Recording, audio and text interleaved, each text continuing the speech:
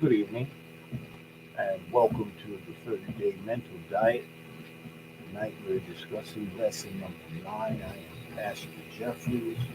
I'm the pastor of the Philadelphia Church of the University of Brotherhood, 530 Eastern Parkway, Brooklyn, New York. And I'm happy to be with you again. We had a very good session last night, and I'm really anxious to talk about how to remove limitation because life does not limit you. That's the title. How to remove limitation. That's what we're going to be talking about tonight. I know that we are in a pandemic, and I know that a lot of people are panicking, and a lot of people are expecting tragedy and lack and bad things to occur. But I'm here to let you know that we know differently. We know whose we are, and we know who we are in Him. The 91st Psalm says, He that dwelleth in the secret place of the Most High shall abide under the shadow of the Almighty. And that's where we are. It goes on to say, I will say of the Lord, He is my refuge and my fortress, my God. In Him do I trust. Okay, now it goes on to say, surely He will deliver me from the snare of the fowler and from the noisome pestilence. He shall cover me with His feathers, and under His wings shalt thou trust. His truth shall be your shield and buckler. Well, I just want you to remember that. Remember that we are dwelling in the secret place of the Most High, that you are His special person. You're His favorite son or His favorite daughter, and you must believe that He's going to take care of you because He said so. He says that He's going to cover you with His feathers and that He's going to take care of you. So let's not panic. Let's expect doors to open unexpectedly. The doors will have good things for us. We're going to get through this. We are going to get through it as a team and when we all work together. But in the meantime, stay calm and stay composed. Stay in faith. How to remove limitations is what we're going to talk about tonight. And it fits right into where we are today. We cannot limit ourselves or feel that we are in a worse position or a bad position just because everything seems to be going haywire on the outside. You have to remember that when the going gets tough, the tough get going. You must remember that the first thing we do is approach the throne of grace and pray. Prayer changes things. Now, by definition, the universe is limitless, and as much and as such, it must contain infinite possibilities. We live in a limitless universe, and therefore we have an immense amount of possibilities. There are numerous amount of possibilities that are around us. A lot of things that are around us, we don't take the time to check into them. We don't take the time to even think that it's possible for us to be part of it. We just think that we're doing the best we can where we are because we're making it. And a lot of us are struggling, but we're making it. And we seem to think that life is a struggle. Life isn't a struggle. We're not supposed to settle for life being a struggle.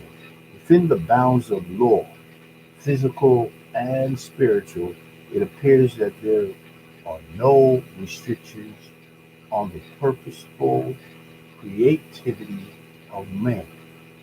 That that creativity is action, and it's the action of man. Everything has happened. Everything that can happen must of necessity flow from some activity of infinite intelligence. So we want to know that. We want to know that everything that has happened, everything that can happen, must flow from a necessity, from an activity of infinite mind. Infinite intelligence makes things happen, makes the world go round, and we have to know that we are part of that. Don't limit yourself. Self limitation is the next thing that Willis Kennard in this book that we're studying from, and I hope you picked up a copy by now. It's the 30-day mental diet by Willis Kennard. And he says about self limitation, although you are part of an immense and that you, world and you are immersed in that which is infinite, you limit your experience of this terrific potential through self limitation. We limit ourselves because we don't push forward. We limit ourselves because we think we're doing the best we can, just surviving. As you limit your ideas of what it is, what can what you can accomplish, you limit your ideas of those things, or you automatically restrict what can happen for you. What is it? If you restrict your thinking, you restrict what uh, can occur for you because you're not expecting it. Life can never become less than it is, but it can never become more to you than you think it is. Every experience in every respect is bound by what you think it can be for you. So if you think that you'll never succeed, or you'll never drive a new car, or you'll never get that home, uh, no, you have to think that you are going to get it. You need to picture that. You need to want it and speak it. Speak. We believe and therefore we speak. Yes, I am going to get that car. I deserve that car. I have the ability to get that car because there's a limitless amount of ability and creativity everywhere I am. For wherever I am, God is. So, free your thinking. Do not limit your family name. What do I mean by that? Free yourself of your thinking, that limitation thinking.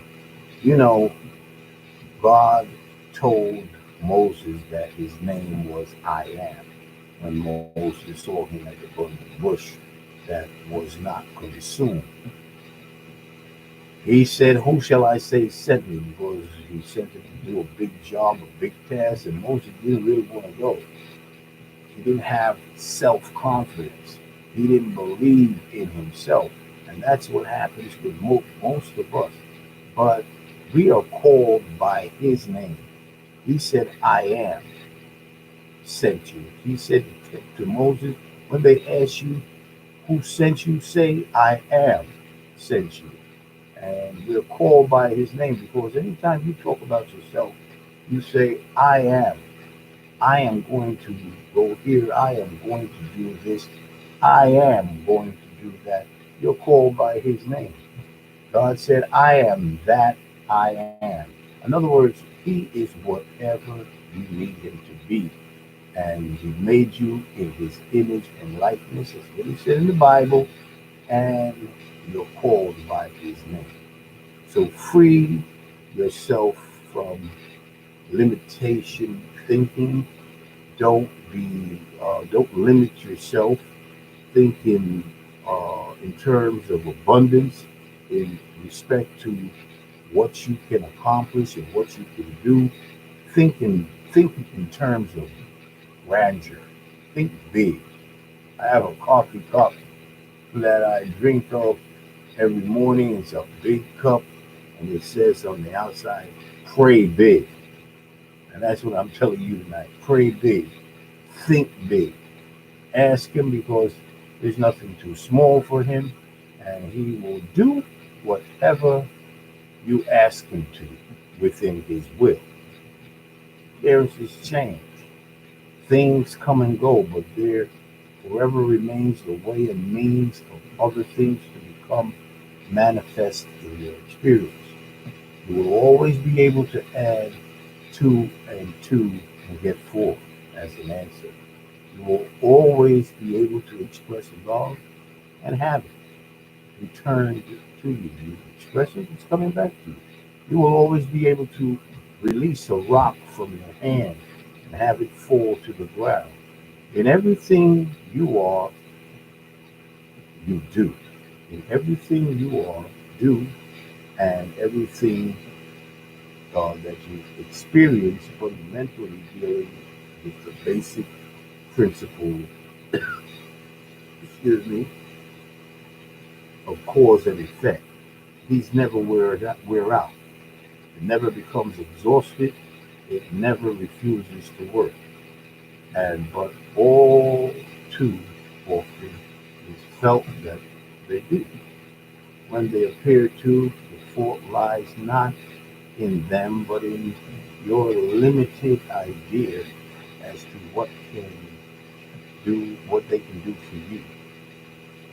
Positive thinking brings manifestation. You think in big terms, you think in terms that you deserve it and you can have it. It's going to happen for you. The Bible says, what things soever you desire when you pray, believe that you receive them and you shall have them. That's a promise. You need to read up on that. You need to make that part of your thinking, part of how you motivate, make it part of your modus operandi, the way you handle things. Examine yourself.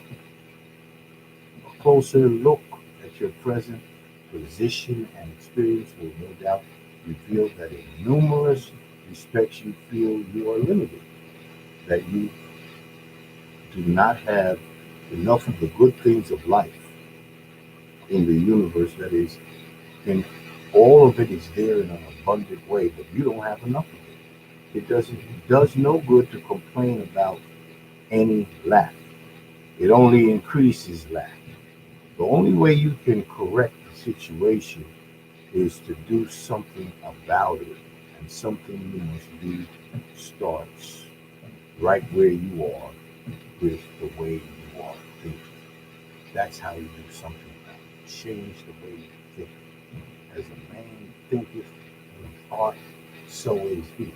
If you start thinking in your heart, the Lord is good for me. He has been blessing me, and whatever I need, he says he will fulfill, that he will give me, and expect it, you'll get it. You are in the position of a man who has an unlimited amount of cash in the bank. He has an unlimited bank account. In his checking account, he has a bunch of money, but he only thinks that he has $100. So he skims and reserves himself, and he worries that he doesn't have enough when the bank account is unlimited. If he changed his thoughts and he changed his thinking and say, I'm going to live, I'm going to live not above my means, but anything I need, I'm going to expect to have and use that bank account, then he would find that that bank account is not going to run out because God will provide. That's what you need to understand. You serve an abundant God, a God that loves you, and a God that wants to provide for you. You measure your abundance by the pattern of your thinking. I'm going to say that again. You measure your abundance by the pattern of your thinking.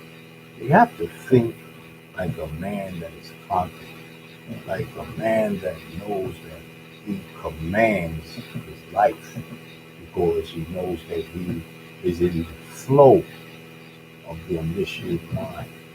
He knows that whatever he speaks, it will occur because of the power that resides on the inside of him and the confidence he has that he's blessed. You have to start thinking better ideas.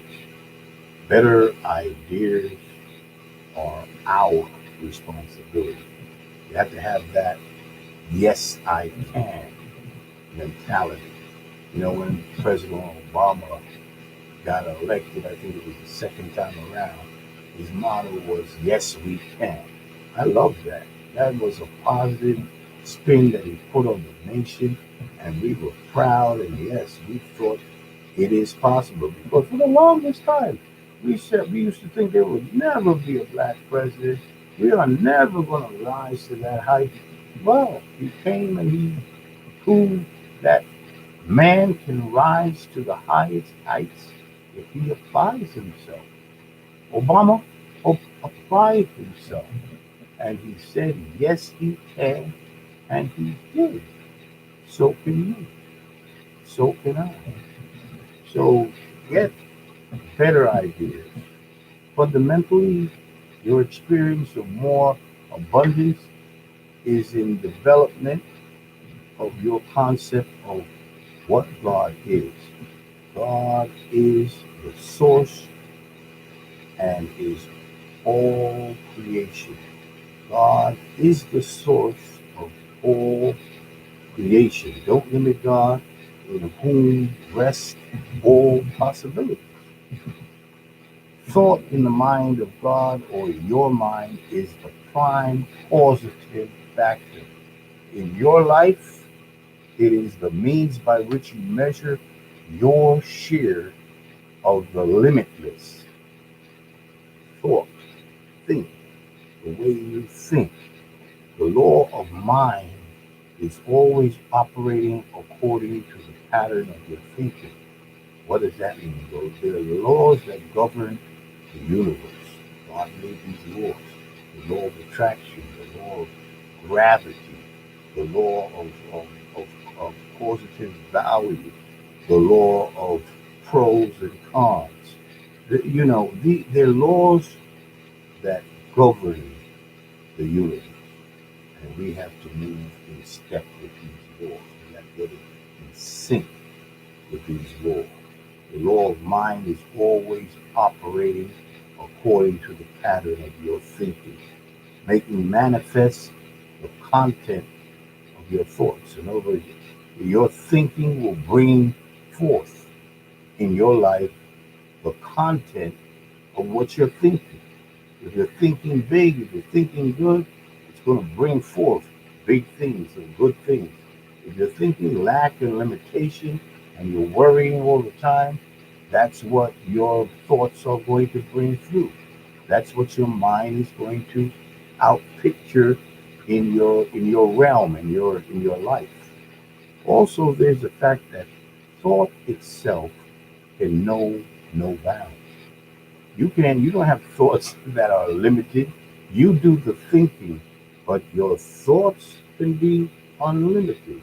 If you think unlimited thoughts, your mind can produce it because your mind is a tributary to the mind of God. And it knows no limits, it knows no bounds.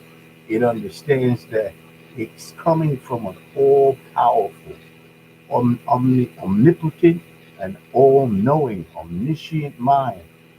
Your mind comes from that mind. And if you exchange ideas with the mind of God through meditation, through prayer, through the practice of the presence, alone time, in quietness, and in confidence shall be your peace. Now, if you practice that, if you believe that, trust me, it's yours. As a man thinketh in his heart, I love that place. So is he. That's Proverbs 23:7. So think big. There's nothing wrong with the universe or with the principles by which they operate. You have no alibi. The only fault rests in the nature of your thought pattern. You need bigger idea about yourself, about your experience, and the nature of God. Well, that's something to work on. Now, we have a pretty powerful diet tonight, and I want to get to it. Uh, the diet speaks of affirmation, and it lifts us up, and it speaks to us in the first person. That's how we read it in the first person. So when I say I want you to think I, and you say I. So you make it personal, you make it about yourself. Regardless of what it is you feel, you should have more of, whether it's more health, more success, more wealth, better relations with others, or more sales. They all resolve themselves back to a pattern of thought. And that's a good thing for us to remember and to emulate. A greater experience of anything first requires an awareness that the possibilities available to you, and then a desire and willingness to accept it. You've got to want it. When I say you want it, you got to want it with all your heart. Not half-heartedly. You have to want it. There has to be a burning desire, a desire for that's big enough for you to go after it with tenacity, with confidence, with great expectation. Do something about it. If you want to do something about it. All of this does not mean that the greater good you desire will suddenly pop into your life. No. What it does mean is that as you become aware, as you know it more and more, that it can be yours, as you declare and accept it as yours, as you act as though it were yours, then the creativeness of the law of mind. There's a creativeness, like I told you before, of the law of mind in action. That creativeness of the law of mind has no other possibility. It has no choice but to manifest what you think, because that's what it does. It produces it for you. As you limit your thinking, you open the door to the influx of that which knows no bounds. As you unlimit your thinking, you have to take the chains off your thinking. As you unlimit your thinking, you open the door to the influx of that which knows no bounds. It's here to work for you, and you're ready to accept it. Now, one of the stimulants I'm going to read this evening is from W.F.G. Schwab. He's a scientist. He says something very interesting. I want to read this for you. I am apt to regard prayer as all that we yet have for setting into motion that relationship between mind and matter, as yet but little understood, but which in the last analysis may be more profound than many of us surmise. That prayer changes things. It's the go between the inanimate and God. He's saying that between matter, the mind and matter, as yet, but there's little understood. You don't understand the power of prayer, because your prayer should be from your mind into the mind of God, and you must expect Him to react and to do what He says. You ask anything in His name, He said in the Bible that He will do it for you.